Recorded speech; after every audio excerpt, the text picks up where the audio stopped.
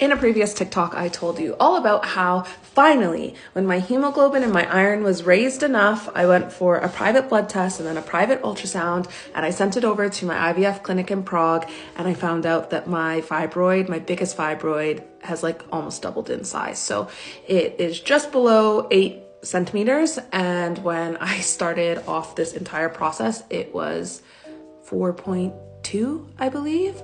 And so that being said, my clinic in Prague said you need to get a second opinion.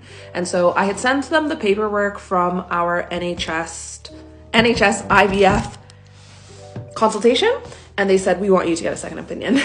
And so I had to start calling around private clinics in around Bristol and Bath, and I had finally got an appointment with one. It was one that was the closest in time, and it was still 3 weeks away. And I have to tell you, like, I understand that when you go private, it's expensive. Totally get that. However, for a consultation, are you ready? At this clinic in Bath, for the consultation was £300 just for them to talk to you for 30 minutes. And that's not even with like your surgeon. It's just with a gynecologist.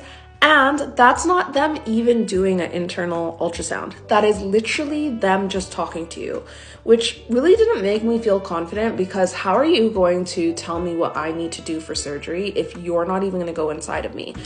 If I wanted them to go inside of me, another £300, which make sense, because when I pay for my private ultrasounds, like in a clinic in North Bristol, it's like max £120. It depends on what you're looking for. If they're just looking at your uterine lining, it's £90. If they're counting all of your eggs and all of that, it's £120. So £600 just for the consultation.